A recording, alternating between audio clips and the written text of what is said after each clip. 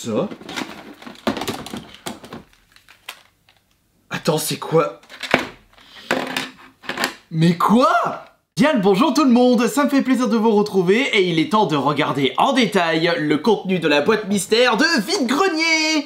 Elle est ici, elle est belle, elle attendait sagement son tour et j'ai déboursé la modique somme de 15 € pour tout ce qu'il y a à l'intérieur. Oh, alors il y a quoi dedans là? Parce que ça c'est très intriguant. Il y a du gris, il y a du noir, il y a des choses qui paraissent très bizarres, mais moi je me demande ce qu'il y a à l'intérieur. C'est pour ça que j'ai attendu cette vidéo pour tout regarder en détail et surtout tester l'intégralité de tout ce qu'il y a à l'intérieur. Je sais qu'il y a en tout 2 consoles. Peut-être qu'il y en a une troisième que je n'ai pas pu voir lorsque je l'avais acheté en vide-grenier. Et peut-être que de votre côté, vous avez déjà reconnu l'une des 2 consoles. Alors, il y en a une très facile à deviner, mais l'autre un petit peu plus compliquée. Mais quand vous êtes un fan rétro gaming et que vous avez connu les jeux vidéo, les consoles depuis les années 90, ce ne sera pas une tâche compliquée. Allez, on ouvre ça et c'est parti.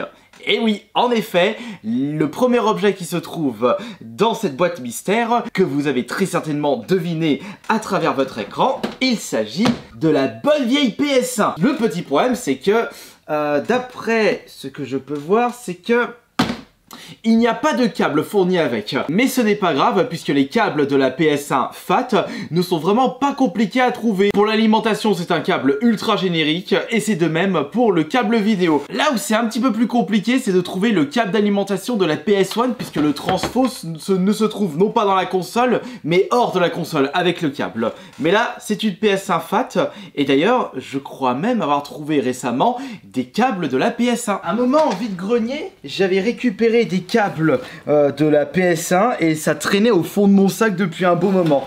Et on va peut-être les inaugurer maintenant avec cette PS1. Voyons voir, quel jeu allons-nous sélectionner pour le test de la PS1. Oh, il y a de très belles choses. Et je pense que j'ai vraiment envie de prendre un jeu qui va vous remémorer beaucoup de souvenirs. Et également des souvenirs pour moi. Il faut un jeu très célèbre. Un jeu tellement génial qui va vous donner envie de fouiller les vide-greniers, de récupérer cette console. Et nous allons sélectionner Soul Blade. Oh, j'ai bien envie de prendre Soul Blade. Non, j'ai mieux, voyons. Là, attaque celui-ci. Les cochons de guerre. Et hop, on ressort la vieille télé cathodique. Increvable le bazar. J'en ai profité pour récupérer une manette de ma collection parce que quand je l'ai acheté, bah il n'y avait pas de manette en plus. Bon, j'ai pas pris de carte mémoire, mais c'est pas grave, c'est juste pour tester le lecteur. Le problème le plus récurrent avec les PlayStation, c'est-à-dire, enfin lecteur, la lentille, qui n'arrive plus à lire les jeux au bout d'un certain moment. Ça change un petit peu pour une fois que je suis bien installé. Parce qu'à chaque fois, quand je teste des consoles en vidéo, je suis toujours vautré dans tous les sens. Et c'est pas bon pour le dos. Comme c'est beau, comme c'est magnifique. Hop, on va mettre ça là, tac. On va pas mettre le jeu cochon de garde tout de suite, on va déjà allumer la console après avoir allumé la télé, évidemment. Désolé pour le cas de management, mais c'est pas le but de la vidéo. C'est parti.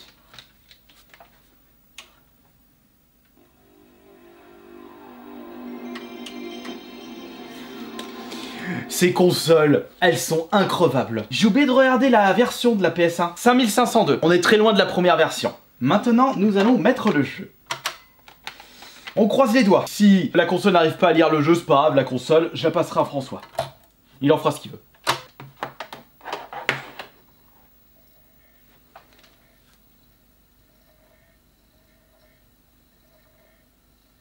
Allez, vas-y. Allez, vas-y. Ah, du mal. Ah, elle arrive pas. Elle arrive pas à lire le jeu, zut. Non. Qu'est-ce que tu me fais là, toi? Qu'est-ce que tu me fais? Je vais éteindre, je vais rallumer.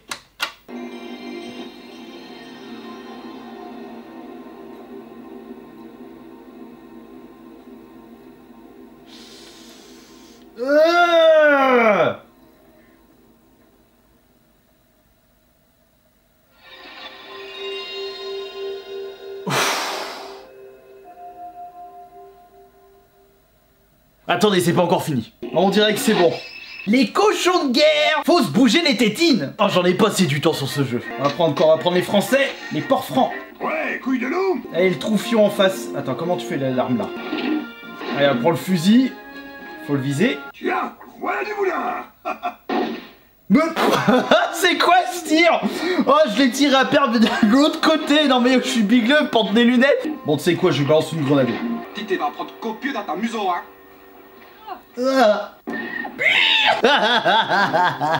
Et c'est parti pour la suite de la boîte mystère. Alors, quelle est cette deuxième console?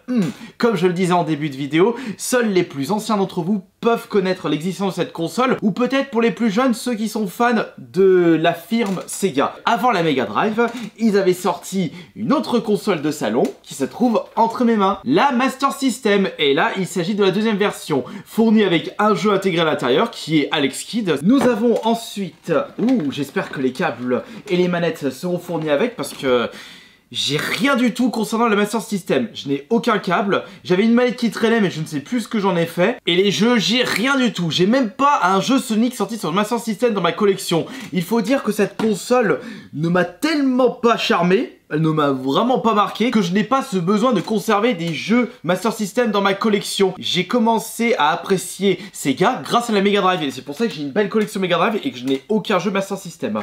Alors je disais, j'espère que tout est à l'intérieur. Alors nous avons quoi là? Nous avons le câble Péritel, parfait. Il ne manque plus que le câble d'alimentation. Et il est là, regardez le gros bloc, parfait. Allez, vas-y, viens par là toi. Une console et ses câbles, il ne manque plus qu'une manette. Parfait! Elle est là la manette, nickel. Oh non! Bordel de siphon de shot, il en manque un bout, regardez! Quelqu'un a dégusté la croix directionnelle. Non mais c'est immangeable ça. J'espère qu'il y a d'autres manettes parce que ça va pas le faire sinon. Attendez, ça c'est quoi ça? Oh tiens, j'ai carrément deux câbles Péritel de la Master System. Oh parfait, s'il y en a une qui marche pas, j'en aurai une en rab. Une autre manette s'il te plaît. Qu'est-ce que c'est que ça? Attends, c'est quoi? Mais quoi? C'est la première fois que je vois ça de ma vie. Il y a les lunettes 3D de la Master System. Oh bordel! Mais attends, mais comment veux-tu brancher ça là sur la Master System? Ça se branche en dessous? Incroyable ça! Ça c'est vraiment, mais vraiment une belle surprise. Je savais même pas que ça existait. Bon après si ça marche pas c'est pas grave. Parce que c'est pas quelque chose qui m'intéresse. Je veux au moins que la console fonctionne parfaitement. Qu'est-ce que j'ai de plus? J'ai... Ah bah oui, bon. J'aurais mieux fait de fouiller. J'avais un câble Péritel PS1, juste ici.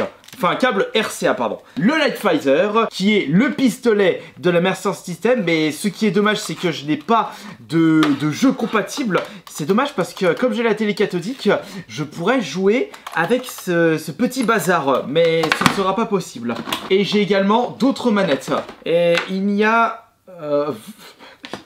Ouais mais je suis bête, il y avait tous les câbles de la PS1 à l'intérieur et j'ai mal fouillé. Oh là, mais je suis bête. Après tout, c'est pas grave. Bon, maintenant que nous avons regardé l'intérieur de cette boîte mystère avec de très très belles surprises, comme vous avez pu le constater, il est temps de passer à la phase test. Mais avant, faut aller peut-être récupérer un jeu Master System pour tester le port cartouche de cette console. Je vais peut-être pouvoir trouver mon bonheur au Easy Cash. Ah, ils en ont deux de jeux de Master System. Ils ont Sonic et California Games. 10 balles chacun. Ouais, je pense que je vais partir sur le Sonic. Et bah c'est tout bon, j'ai mieux fait d'aller y jeter un oeil. J'ai trouvé en plus le premier Sonic, comme ça je vais pouvoir le garder dans la collection pour ma collection à thème Sonic, en espérant que tout va bien fonctionner. Il y a du bordel pour cette deuxième console, il y a plein d'accessoires et plein de manettes, faut tester tout ça. Un accessoire ne pourra pas être testé, il s'agit du Lightfizer parce que je n'ai pas de jeu compatible avec cet accessoire. Par contre, pour le jeu Sonic que j'ai récupéré au cash, je vais pouvoir essayer les manettes qui sont présentes dans ce lot. Mais je pense que juste avant, on va tester ça pour voir parce que ça m'intrigue à mort. On va commencer par tester les câbles Péritel puisqu'ils sont au nombre de 2, comme ça ce sera fait. Ah, j'ai réussi à tout emmêler alors que j'ai rien fait encore. Est-ce que j'ai un signal là? Voyons voir.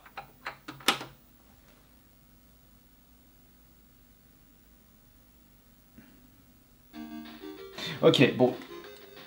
Ah, l'éternel problème du câble Péritel. Faut limite mettre un poids dessus pour que le signal soit bon. Je vais plutôt faire ça. Ah, j'ai pas un truc lourd. Tiens. Voilà. Voilà, comme ça c'est bon. Maintenant, il faut que je teste le deuxième câble Péritel.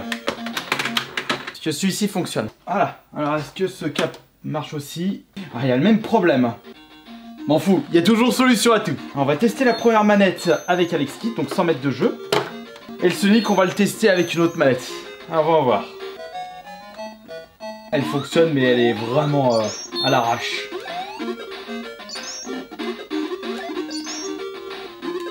Bon, la manette, elle fonctionne, mais il en manque un bout. Est-ce que c'est possible à une imprimante 3D de faire la pièce manquante? Mais nous, pour tester correctement le Sonic, quoique avant, je pense qu'on va peut-être tester qui m'intrigue à mort. Ouais, mais il faut quand même que je branche une manette avec ça. Fais voir ça.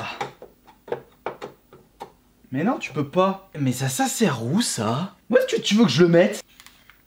Ouais, futur vintage. Oh, cette classe. On testera ça plus tard, peut-être pour un short, lorsque je me serai assez renseigné et savoir quels sont les accessoires supplémentaires dont je vais avoir besoin pour tester ça correctement. Et en attendant, on va tester le Sonic pour savoir si le port cartouche fonctionne. Ah oui, bordel. Il y a toujours ce problème. Ah!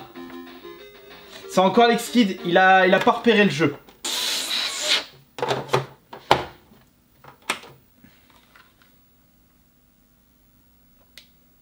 Non, c'est bon.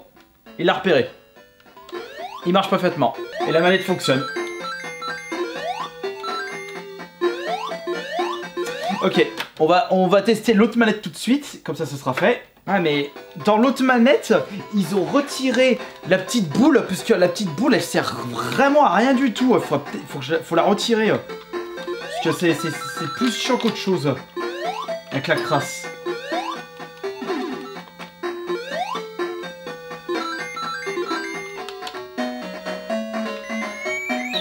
Je vais trop loin. J'ai fait bugger le jeu. J'ai glitché là. Moi le nouveau speedrun de Sonic. Cela prouve une nouvelle fois que les consoles des années 90, elles résistent bien dans le temps. Tout ceci fait vraiment plaisir. C'est une nouvelle victoire en ce qui concerne les tests de consoles et les boîtes mystères trouvées en vide-grenier. Pour la modique somme de 15 €, j'ai récupéré 2 consoles qui fonctionnent, une PS1, une Master System. Malheureusement, il n'y avait pas de jeu dans le lot. La PS1, il manquait une manette. Et concernant la Master System, même si malheureusement, il manquait une manette et une petite carte mémoire pour la PS1 et qu'il manque une partie de la manette officielle Master System, mais au moins, les manettes non officielles fonctionnent parfaitement. Mais moi, ce qui m'intrigue beaucoup dans ce lot, ce sont ces fameuses manettes, ces fameuses lunettes que j'aimerais bien tester un de ces quatre. Il faut que je me renseigne pour connaître un peu plus de détails concernant cet accessoire. Je vous remercie beaucoup d'avoir été présent et présente et en espérant qu'on va encore trouver de très belles choses dans les prochains vide-greniers.